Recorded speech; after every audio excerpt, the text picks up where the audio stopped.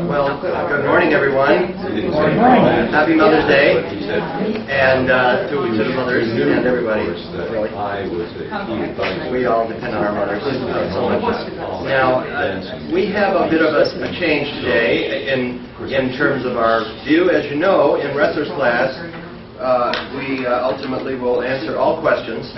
We leave no turn on stone. We cover every area of life and thinking, and today we're going to be talking about the sun and the use of the sun and some underutilized ways that people could use the sun, but they are not doing it. It's called solar cooking for sunny countries in Africa. Now, you know, we've set this up because we've had 3 talks on Africa here in the Wrestler's class. Recently, we had the Ambassador Chik Yang from Senegal. We had Ambassador Matenji from Malawi, who happens to be a member of our church. We had last week, we had Jane Gore and Dr. Donahue coming from the Peace Corps talking about girls' education in Africa. Very important issues. The ambassadors gave us a kind of a litany of the challenges that African countries are facing, and whether it's Senegal in the west or Malawi down in south, everywhere the story is similar.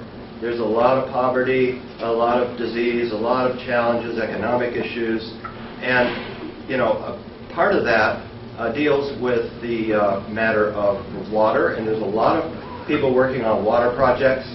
There's a lot of people working on the resources like food and security that are very much needed.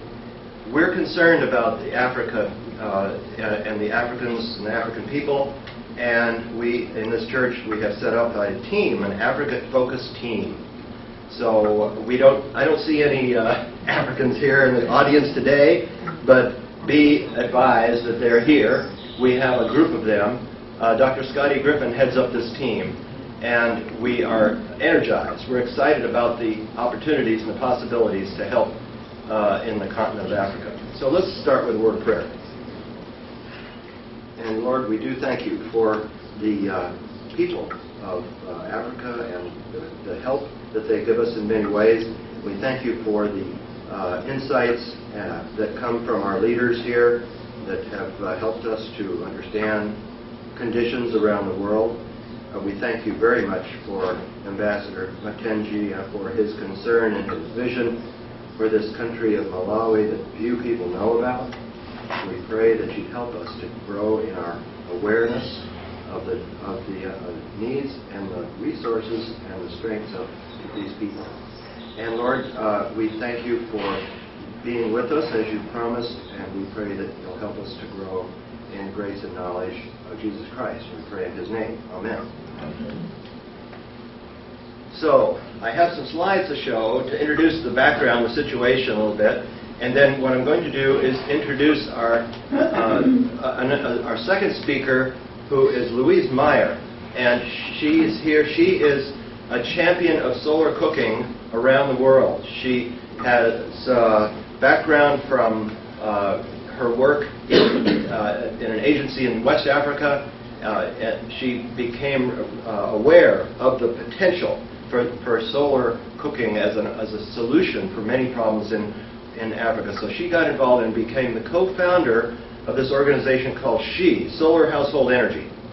That's the little nonprofit organization that's based here in the Washington area, and she has been leading that for these 15 years or something like that. And along with another gentleman, Dara Curtis, who lives in Chubby Chase. And so we've been having board meetings over there monthly for the last several years, planning projects and doing research on what is this concept of solar cooking, what are the products, what are the other implications of this in terms of anthropology and all kinds of things. And then also working on education, advocacy. Louise has been traveling around the area and around the world doing projects, especially focused on training people so that they knew how to use these devices properly, so that they stick and then they continue to use them. That's one of the challenges. So I want to let her have a chance to share, and then she can She has a lot of knowledge and experience about this, can answer all your questions. Third speaker will be Sophie, who is getting more and more involved with these things, with this work. And Sophie has some slides also, and she will share with you if we can get some of these things squeezed into the time. Then at the end of the class, right before we get done, we're going to take you outside and show you some of these solar cookers in operation. The Lord has blessed us with a perfectly clear day today, so these things will really work well. Now, we did not have enough faith to bring a lot of food to cook, but we have some water boiling, and give you an idea of the temperatures and so forth, how these things work.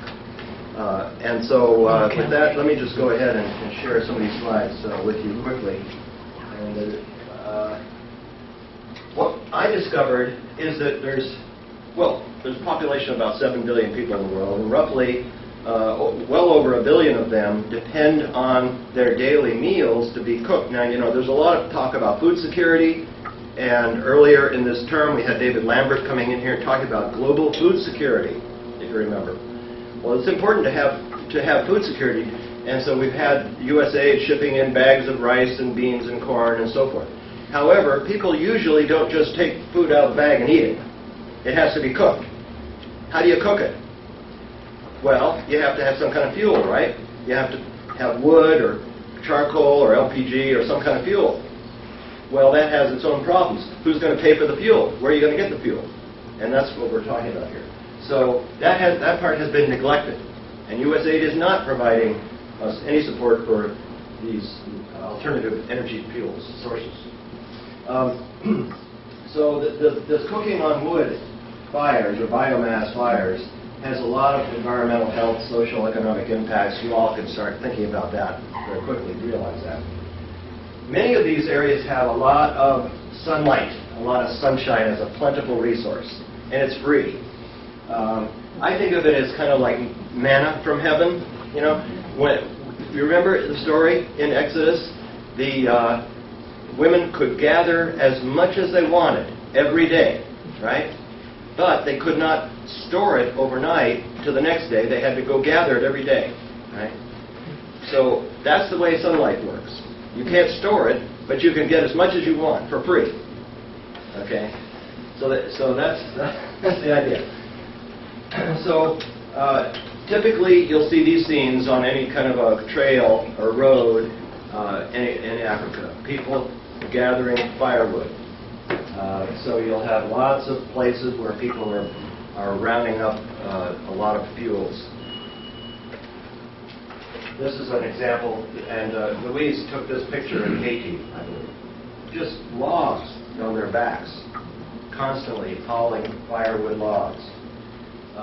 This is a picture from our missionary, Stuart Showalter, in Burkina Faso. He sent me some pictures, and this, again, is a typical scene anywhere you would see in Africa. And maybe, Sophie, you could turn that light off up there. That would help us see this better. Just cooking over a pot. Now, there's a story that when a woman gets married in a lot of these countries, particularly in West Africa, she's not considered married until she goes out in the bush and she picks up 3 large stones and brings them back and sets them up. And this is a 3-stone fire. This is her hearth. And this is where she spends most of her time for the rest of her life. The 3-stone fire. So,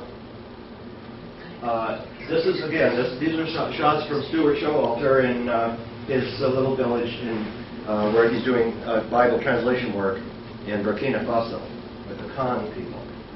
He knows the names of these folks, but I don't have them down here. You can see that you can scale this up. Here's a whole community of women working on a big pot with the big stones, cooking communally for the whole village. Where are the men? I think there's this one guy back here with his bicycle. That's about it. They're hunting. They're hunting for the food to cook. These photographs just are so interesting to me. They tell you so much about the lifestyle and the work that's going on. This is, again, a photo from Haiti. I think, Louise, I think you took this picture. I don't know the name of this lady, but this is an indoor kitchen, which is still a 3-stone fire. And a lot of these pictures, what I begin to notice is you'll notice all this sun blasting outside the window. Here's a quadruple tragedy, I call it. This is a young boy in Zimbabwe who is cooking the food for his family because his parents died of AIDS, and he's malnourished, and he has to run the family, cooking in a traditional way. And you can see he's breathing all this cooking smoke, constantly getting lung disease. 2 million people die of lung ailments every year from cooking indoors. Meanwhile, the sun is blasting away through his window slits. All right? To me, that becomes a fourth level of tragedy, that we are not recognizing the potential for the sun. Here's a wood market. I don't know where this is, but you can see that's the economy based on gathering firewood out of the forest and selling it. So you end up with a situation like this. The wood is pretty much all gone. You end up with desertification, and now what is she going to do? She's run out of fuel. So you can give them all the food they want, bags of wheat or something. It isn't going to do you any good. So solar. Well, I talk to people about that I'm involved with the solar project, and they say, oh, solar, yeah, I'm thinking about getting that on the roof of my home, some kind of solar project.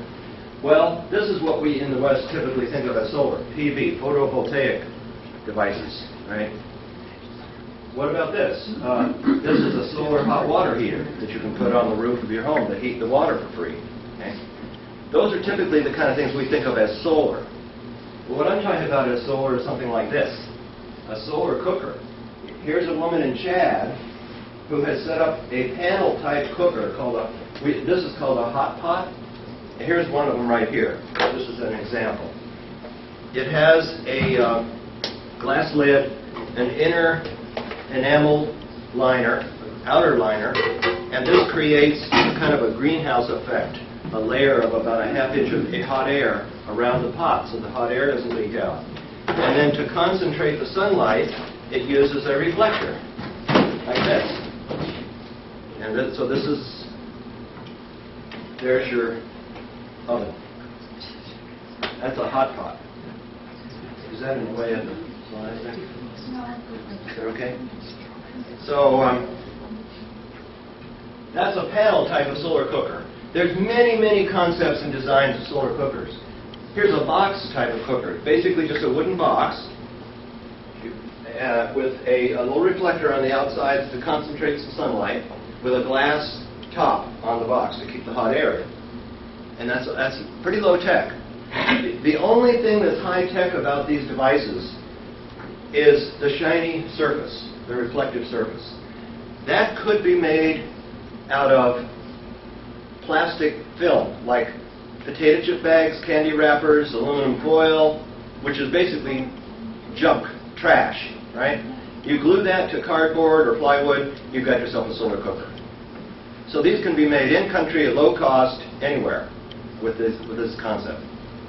Yeah, Marty? How long does it take to cook something on this versus over a wood fire? Well, it depends. There's a range of types of cookers, and I think those are good questions. Basically, in a hot pot like this, I would say on the order of an hour. These things, let me put it this way, they cook like a slow cooker or a crock pot in your kitchen. They're a slow cooker. They cook evenly and slowly. So in terms of wall clock time, yes, they take an hour and a half, 2 hours to cook a meal. But in terms of your labor time, it's almost nothing. I'm a really lazy cook. Like what I'll do is take a slab of ribs out of the freezer, cut them up big enough so they'll fit in the pot. That's the end of my food preparation. I set it out in the sun, forget about it for about an hour, come out and I have these big juicy ribs all ready to go. That's the labor time is minimal, see? Because you do not have to stir the pot. You see those women were stirring that pot over the fire because it gets hot at the bottom. If you're cooking slowly with the sun, you don't have to stir the pot. That opens up possibilities. See? So These are parabolic types. They cook very fast, about as fast as a regular stove. They concentrate the sunlight a lot. Okay. Yeah, Ann? Well, you're sure these ribs only take an hour? Yeah. And that makes me think, what about, how much difference does the height of the sun, the angle of the sun, and the temperature of the air make? Do you want me to get into all the details right No, now? I want you to give a generalization. Well, I'll tell you what.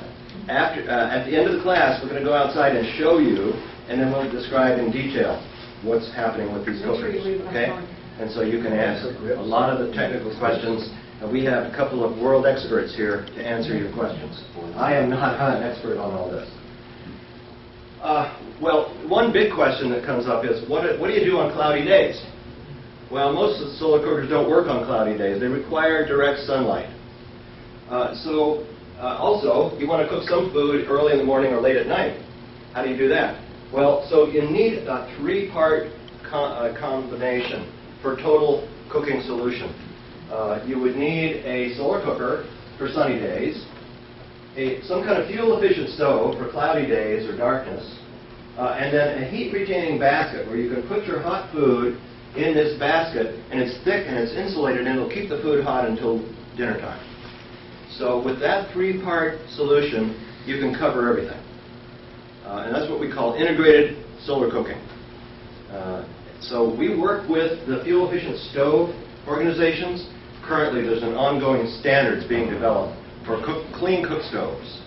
There's a global alliance for clean cook stoves that is developing an ISO standard to establish for fuel-efficient stoves. So that's, we're involved with that also. Now this is an interesting typical example. Here's one of these photographs that tells a lot. Here's Marguerite, who is running a telephone operating business. She has a phone booth over here where she does phone calls for people. You know, in poor countries, people won't necessarily have a phone, so they use her telephone booth. And she's cross-stitching, and meanwhile, her food is cooking in her hot pot. Her lunch is cooking.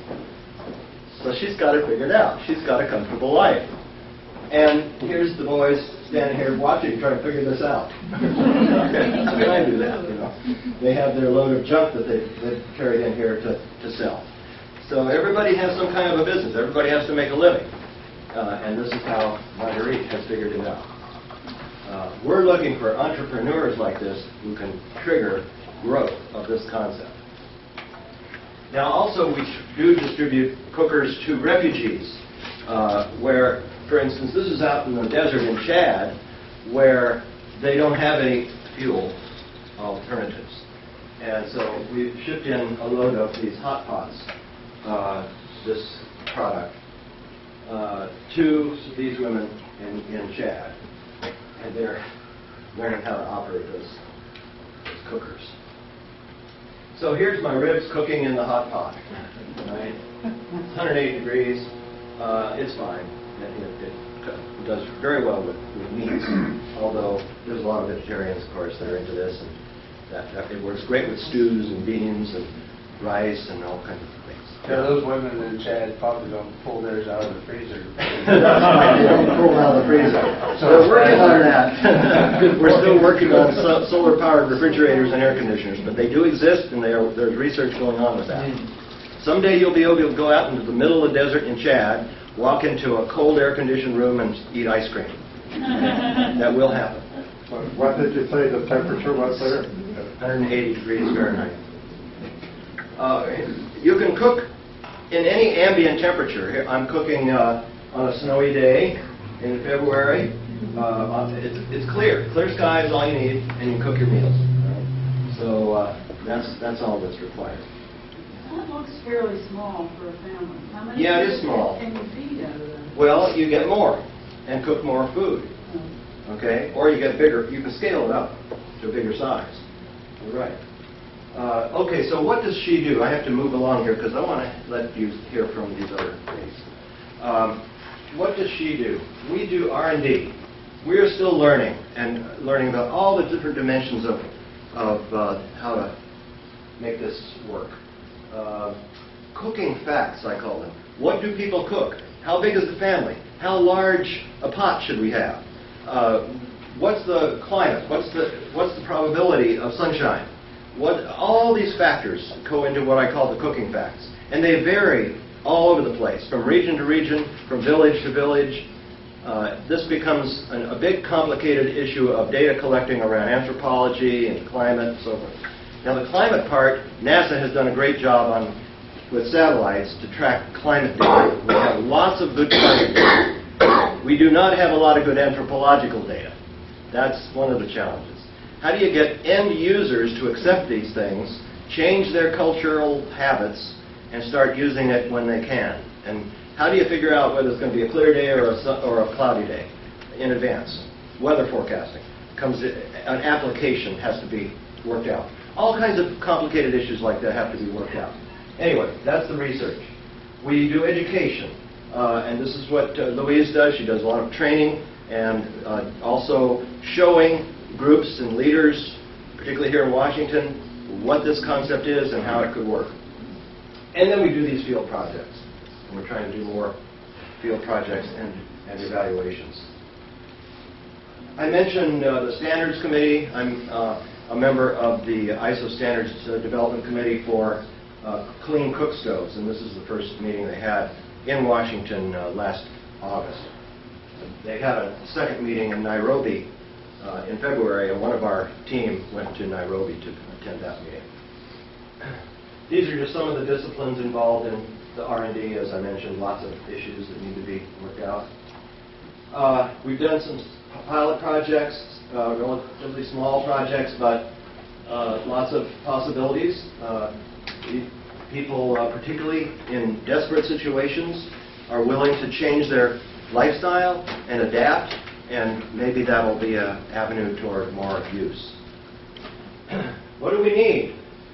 In solar household energy, this nonprofit needs everything. We need volunteers, labor, funding, grants, ideas for where to get a grant, and we especially need reliable partners for field projects.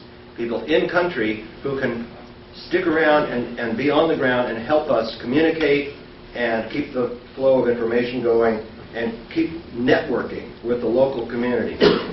That's been a challenge here lately. Okay, so here's another example of a piece of good news. Just a second. The cell phones in Africa, they've spread like wildfire all over the place. It's probably a lot more than 300 million now, but they were quickly accepted, even though there was no prior history of anything like this, right? The Maasai are using cell phones out in the bush, right? So that worked because the value add for the customer was pretty clear, right? So this shows that culture can change. People can quickly adapt if they see the need and if they have a need and see that this can solve that problem. So I think that can work. And the other point to make here is development in Africa need not and should not take the same path that development took in the West, with all the heavy industry and steel and iron and telephone poles and all that stuff that we had in our infrastructure. That need not be the case now. We have new technologies that can leapfrog over those old ways that we did. And so both Africans and Western leaders should not try to simply copy what we used to do as a path of development. They need to find creative ways to do an end run around those ancient technologies. Okay. The Christian community certainly can play a role here. And last year we had a delegate from the Presbyterian Church of East Africa to come in here and talk about. This is the church I went to in Nairobi in 2007. Wall to wall, packed, not a seat in the house. Right? That's the way it is now in Africa. So here's our vision: a solar cooker for every cook. So that's my pitch. Now I'm going to turn it over to Louise Meyer, and she will share with you some things that she's been doing. As I say, she's multilingual. She's been in several of these countries doing training, and I'm excited to have her come and share with you. Thank you, Paul. And thank you for attending our information session. I look forward. Can you hear me? Do I need to talk to the microphone? Better in the microphone? Okay. Paul's really covered so much terrain with the excellent assortment of slides, but I can add a bit of personal history. I was living in Ivory Coast, West Africa, working for the International Labor Organization in artisan enterprise development, focused in rural areas only. I hired Peace Corps volunteers to work with me, and French equivalent to Peace Corps volunteers to do all sorts of exciting stuff. And when I finished that contract, I wrote an evaluation of what next, and I did not know that solar cooking existed. It was after I left the Ivory Coast that I discovered that solar cooking existed through a newspaper article written about a man who became my mentor, an engineer in Switzerland, who is almost at the same stage I am now. So I guess we've made progress, but we haven't made enough progress.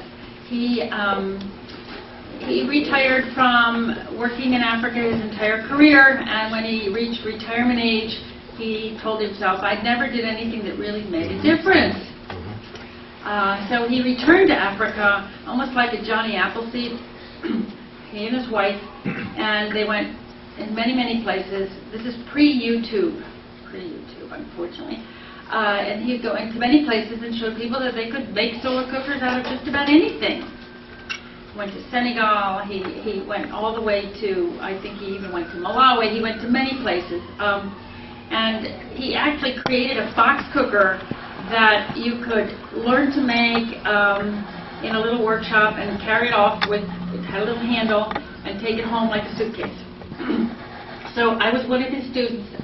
After Ivory Coast, I lived in Switzerland, and I learned how to build one of those cookers, and my goal was to bring that technology back to the artisans I was working with in the north of the Ivory Coast, close to the border of Burkina Faso.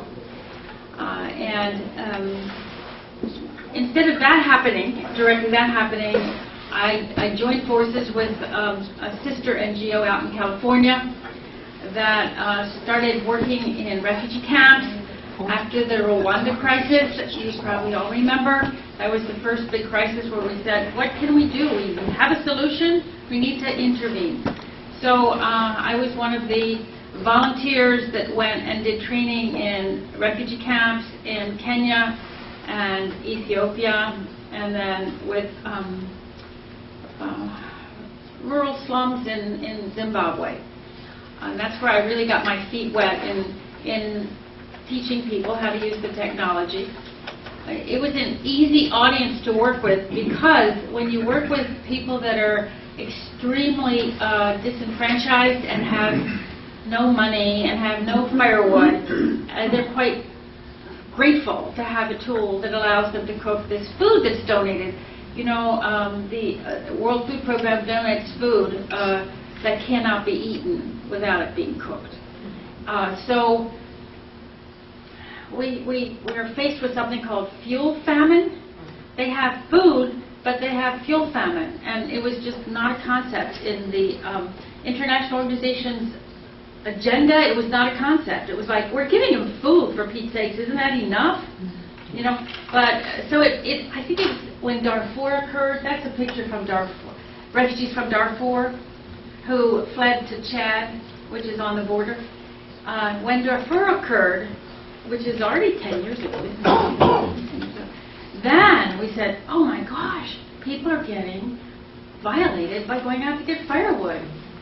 And rightfully so. I mean, if there's only one tree left and you live there, you're not going to say to that refugee, help yourself, because you need it. So that violation was like, then we realized, okay, we have food distribution, now we need to have some kind of fuel distribution. And there are efforts being made now in some refugee camps to bring cooking, some kind of cooking, because Why? Because the United Nations High Commission for Refugees, which is obliged to provide people with the basic necessities like a cooking pot, a container to carry water, some kind of, they usually have a borehole or something in the refugee camp where they get clean water. Now, and then the World Food Program gives the food and it's distributed in the camp. People have like, I think, when I was there, they got a stamp, like going to a nightclub, you got a stamp on your arm if you already got your food ration. Because of course a lot of people try to go through twice. The food is always too little. The organizations, our latest intervention was in Chad with refugees from Darfur, where we reached a level of what we would call success because the people don't have anything to cook with. It's not like they have a choice. They have their back against the wall. They have food and nothing to cook with. Absolutely nothing. In Chad, there is no firewood. There is nothing. Everything has to be brought in. Even the small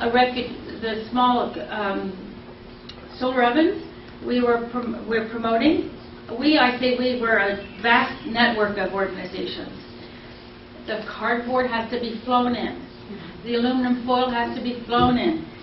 They do have the cooking pot, but everything else needs to be brought in because there is nothing.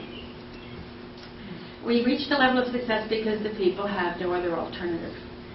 And they want to stay alive, right? Yeah. So in the past couple of years, my work shifted over to Haiti.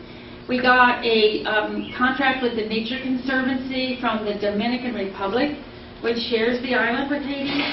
The Dominican Republic is very concerned with people going over the border and taking firewood, cutting trees on the Dominican side. So the Nature Conservancy had this program in one specific area, and Paul just showed you some slides from that area. And it's a very interesting project, and it has a good structure. The Nature Conservancy began with seedlings and providing seedlings to the Haitian population right on the border so that the Haitians would reforest their own hills. Explaining that these trees are going to grow and they're going to keep erosion from happening, and the fruit trees down in the valleys will continue being productive. So the next step was teaching them to use less firewood. In the case of Haiti, they love charcoal. Now, in Haiti, charcoal is made from firewood. You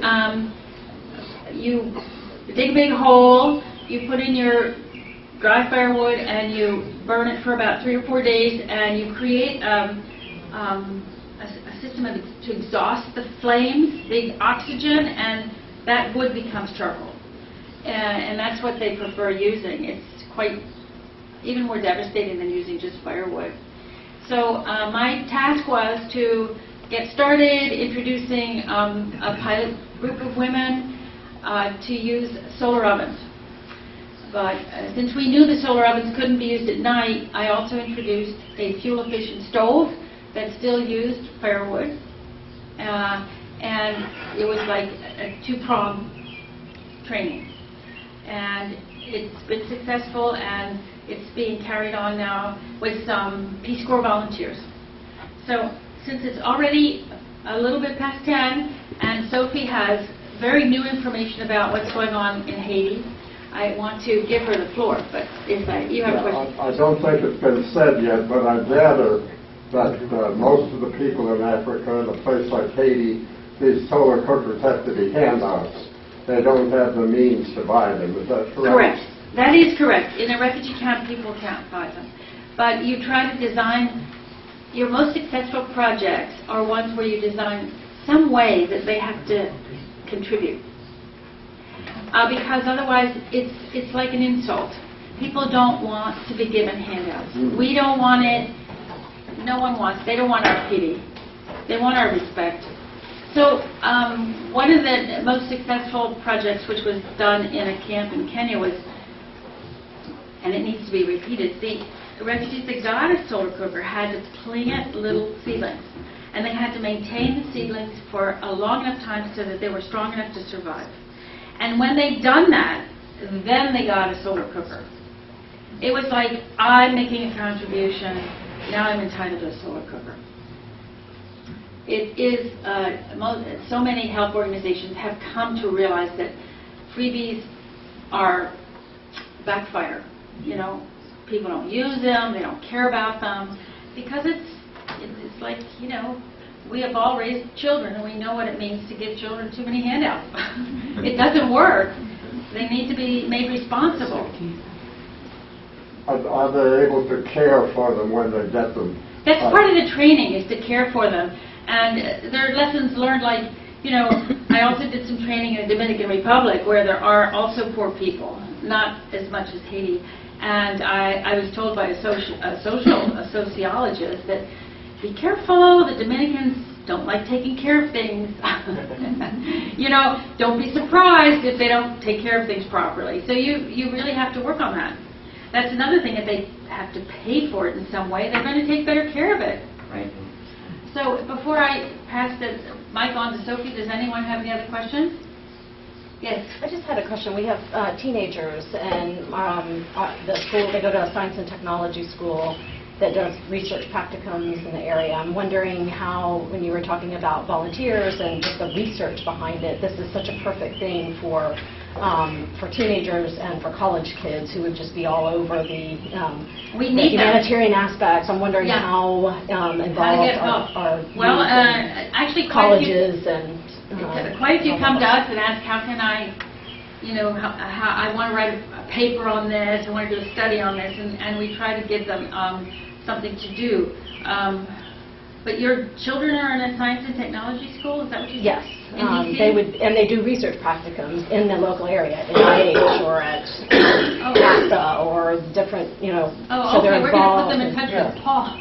Okay, well, Paul's going to be... and I'm thinking, we live at the University of Maryland. I mean, this is just so, kids so get into Yes, I know, and humanitarian children, actually, and technology. I get invited to a lot of elementary schools to speak to the young ones, because that's where it starts, right? They do know about solar panels, but then they don't know about this basic stuff. And then a lot of the science teachers have them make solar cookers and then compete to see which one gets the hottest the fastest. And it's like super fun. You know, they get them started, like, they prove to themselves that it works. That's number one. And, okay, Sophie, it's yours. Take over. Oh, yeah.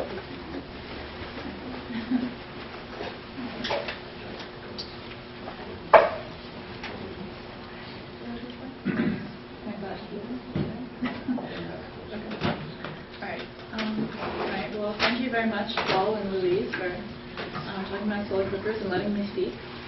Does everybody hear me? Right. Okay, so just some background. I've been working for Solar Household Energy for about 3 years, and so they've taught me everything there is to know about solar cooking and project management.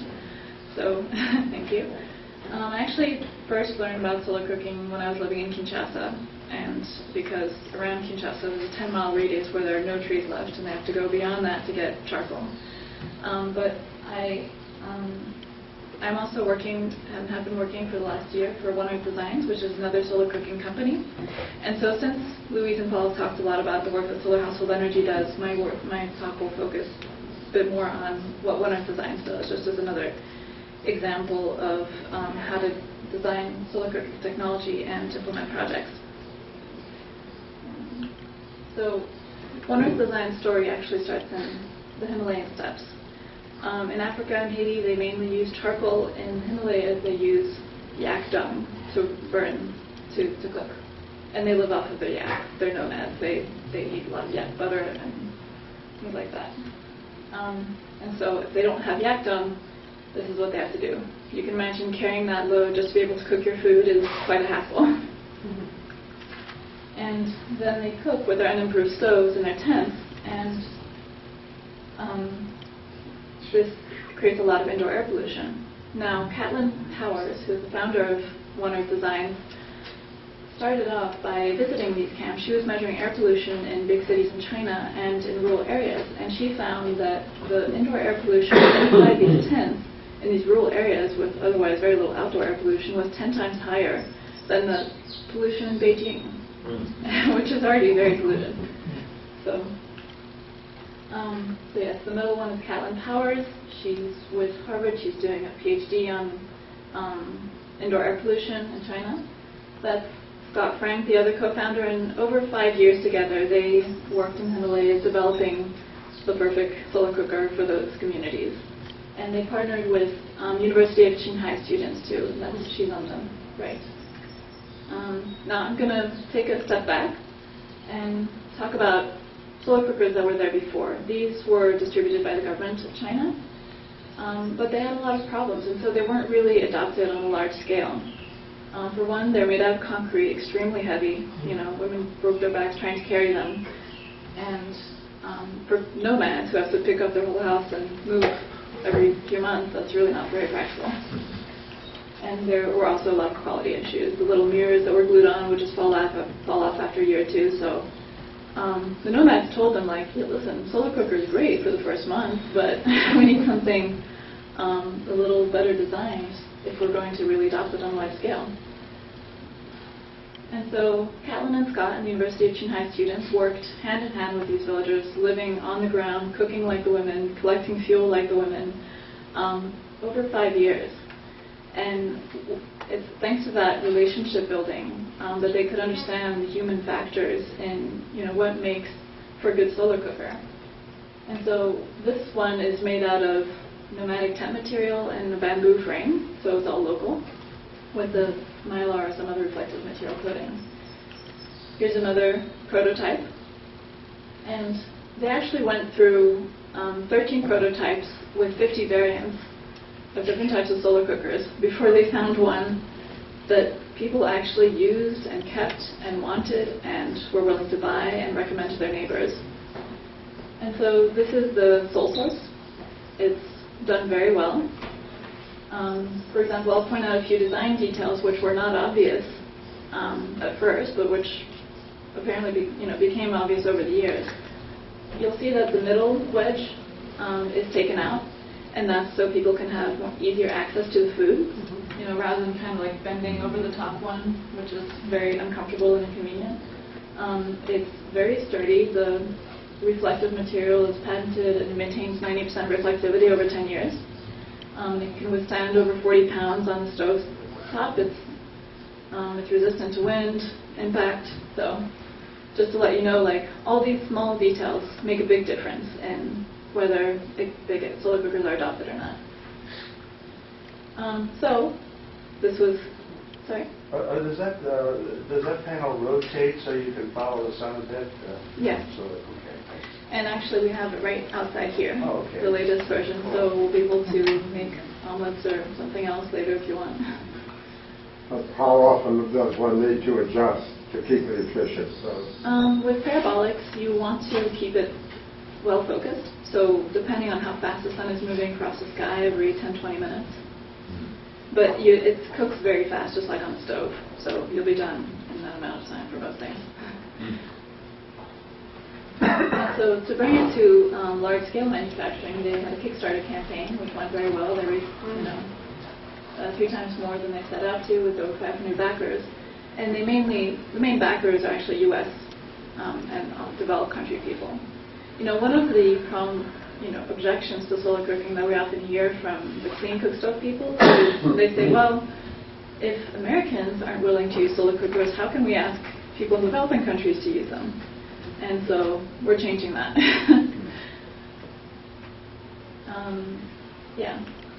It's an interesting fact that the last 4th of July, Americans produced more greenhouse gas emissions with their barbecues than a lot of African countries produce in 1 year. So getting a solar grill would definitely help us fight climate change. And you can do pretty much everything you do on a regular barbecue or on a stovetop. So it's been going very well, and it started out as a non-profit company. They're now a for-profit, but their sales support their international development work in China and in Haiti, as I'll talk about later. They've been mentioned in a bunch of different articles. It's really getting around as a new American barbecue. Just to give you an idea, it boils 1 liter of water in 10 minutes. It's grilling and baking temperatures in 5 minutes, and searing temperatures in 10 minutes. and that's something you'll be able to see later for yourself. This is me with Chef Jose Andres. He also endorses the Soul Source, thinks it's very good.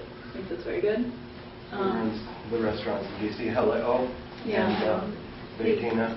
Mhm. He's also the culinary ambassador to the Global Alliance for Clean Cook Stoves.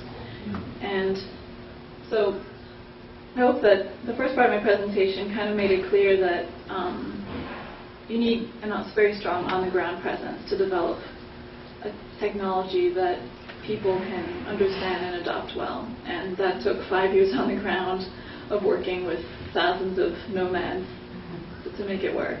You know, as Louise says, it's not a dump off the truck technology, as most technologies are not. And the reason I bring him up is because we'll be partnering with World Central Kitchen, which is this foundation in Haiti, to introduce the Soul Source. Now, this isn't the first time solar cookers have been introduced in Haiti, but for some reason they haven't really taken off. He has them for his smart school kitchen, but we're going to be introducing them to households. And so this kind of asks the question, like, how do we do it in such a way that we can make sure that women will be using it? How do we select the women, and what kind of training and follow-up is needed to ensure that they use it? Just to give you some background info on Haiti, this is the border between Haiti and the Dominican Republic. Haiti on the left, no trees practically. DR, where they have different policies and use gas. So there's a huge problem in Haiti, very dire consequences, and they are definitely running out of fuel, wood, and charcoal. And so this was me 2 years ago, and I just want to kind of give you an idea of what the cultural issues to raise in Haiti. So I was living in a remote village, teaching English, and also trying to use a solar cooker. You know, the average Haitian, the minimum salary is $3 a day, and most people don't make that much money. But the average amount of money spent on charcoal is $1 a day. Wow. So they spend a very large part of their income getting charcoal, and they still have to go collect fuel wood. And so a lot of children have to choose between going out to collect fuel wood and going to school. This is the woman I worked with. This was her kitchen. Not very high tech, as you can see. But she was actually better off than most women in the village because she was working for the priests, which is where I was staying. I was staying in it was a 20 parish program. This is her stove, charcoal stove. Again, not very high tech, falling apart, and very smoky. It's just a lean-to with corrugated tin. And this is the charcoal, a good resting place for cats. And other things, minor things. The cat loves the kitchen, but it costs a lot of money. Yes. So the charcoal is made by burning wood. Mm-hmm. The source of that is what? Other wood? Trees. What happens is, what they do is they get a bunch of wood, they cover it with dirt. Well, they kind of start the combustion process, and then they cover it with dirt so that it's oxygen starved. So it's partially combusted wood. But what's the source of the heat to do that? Air. I mean, other wood? The wood itself. The wood itself is burning. It's just partially burned wood, basically. Yeah. So it's more compact, easier to carry across mountains, but unfortunately it's even more toxic, I think, than burning wood. So we've chosen a volunteer organization that basically has all the components of success that I think are important to success. Just some Haitian dishes. Basically, we're looking for an organization that is capable, has real relationships with the women, and can give us clear feedback on what they really think about solar cookers, and not just tell us, yeah, we love them, give us more free stuff. So we have a volunteer. Unfortunately, we have a pretty limited budget, so we're very lucky to have found a bunch of volunteers who are willing to go out in the field for months at a time and work with these women. Our main volunteer is Fran Sarabago.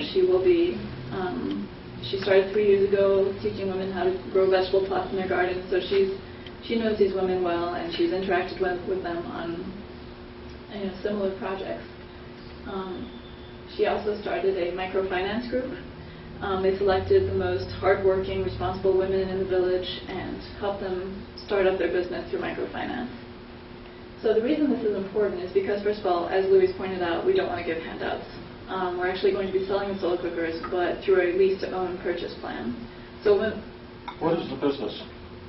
what is the business? Yeah. Oh, that these women? Yeah. Well, they all have different businesses. Whatever they do. I mean, the only one I can remember right now is that, one 80-year-old lady is starting her own whiskey business. One of the basic businesses is just selling what they grow at the market, or some of them do tailoring. Yeah. Yeah. That's some of it. But, they're missing the capital fund. So this microfinance initiative allows them to get those capital funds. And right now, it's pretty incredible because even if they get their stuff stolen at the market, they're still repaying those initial funds. And that's what you need for solar cookers too. Otherwise people would just be like, oh, mine got stolen, oops. And then you'd never be able to get the price back, the value back. So these women are good because they're probably early adopters. In any society, there's the early adopters of technologies and there's the really late adopters. I'm a very late adopter for iPhones and stuff. I still don't understand them. And so you want to identify those people in the community that will be willing to try out new technologies. And you also want to identify those women who, whose lifestyle makes it convenient for them to adopt new technologies. Solar cooking is not going to be perfect for everyone. For some women, they have to cook all their food at 4 in the morning and then spend the rest of the day out in the fields. And so for them, solar cooking is not going to work. But when you distribute to anybody who will take one, they're going to take one whether they think it'll work for them or not, whether they use it or not. So with a sole source purchase, with a lease-to-own purchase plan, they pay $5 a month. And hopefully they're saving more fuel than $5 a month, so it makes it worth their money. But if they're not going to keep on paying for something that they're not using. Okay. And they're going to give it to somebody else who will use it. So this is all still in the planning phase. If you're interested in learning more about how it goes, please contact me and I will send you email information about it. And yeah, I suggest if you have any more questions, we go out and ask about talk around solar cookers while we're doing some demonstrations. Okay? If someone wanted to buy one of those, how much does it cost here? So the sole source here costs $400, depending on where you look. It's extremely good quality cooker. It'll last you 10 years. Every part is replaceable. And it does support international project management work. We can answer Yeah, questions. why don't we just take a break now and go outside and get hands-on and take a look at these. And Sophie will set the sole source parabolic up to start cooking. And we can see what will happen. One more question. And you're already fast.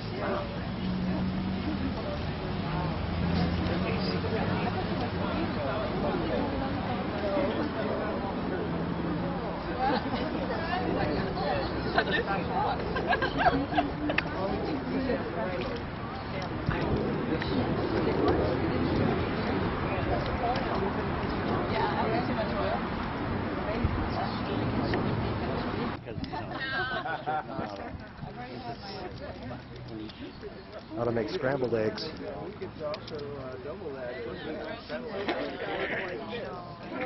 we have a spatula? We're getting one right now. Oh, okay. Yeah, I mean, it definitely helps to have a pan that's very thermally conductive, because the focus point that you want to see here is actually quite tight. And so the pan, I'll show you the pan in one of design cells. Okay. Well, I wish we had made something, I don't know. Is anything happening? Well, I don't know. I don't know.